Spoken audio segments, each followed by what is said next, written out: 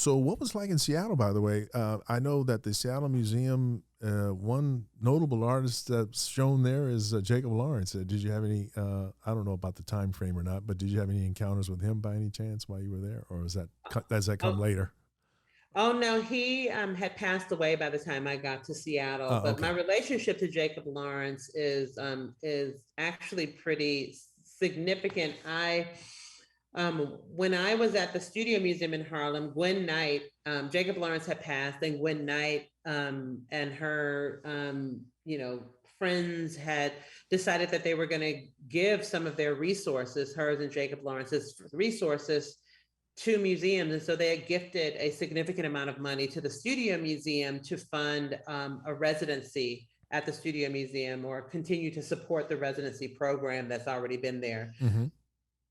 Excuse me. I left the Studio Museum, and they also funded a teen program that I oversaw there, or I built there. So I left there and I went to Seattle. And when I got to Seattle, the then director of the museum was an incredible woman named Mimi Gates. She is the stepmother of Bill Gates Jr. So she's Oh, married. She was married to Bill Gates Sr. okay. And Mimi Gates is the museum director, and she hired me at the Seattle Art Museum. And when I got there, she told me that she wanted me to be the curator to oversee the Gwendolyn Knight Jacob Lawrence Prize. Oh, And so over the last, since 2006, is it 2006? No, since 2000 and yeah, 2006, I've been giving, every other year I give a prize to a Black artist who shows promise, who is not necessarily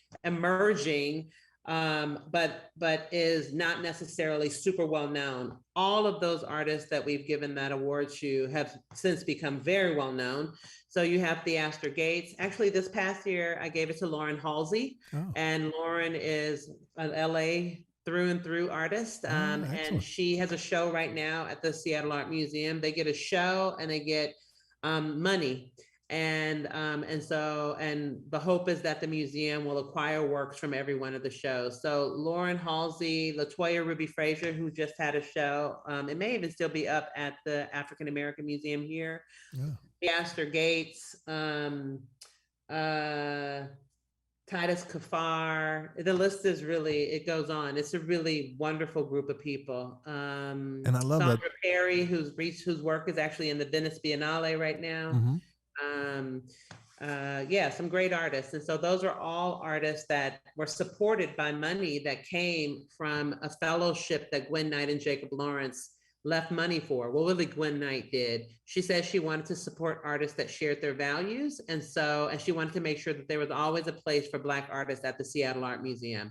It's the only gallery that has the name of an artist on it, at least up until a couple of years ago. There were all the galleries have somebody's name on it, but none of them have artist names. And it says the Gwendolyn Knight Jacob Lawrence Gallery inside of the Seattle Art Museum. And so their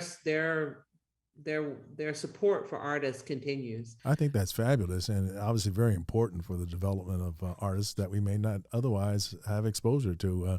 For those viewers and listeners who are not aware, Gwendolyn Knight is an artist herself and was the wife of Jacob Lawrence.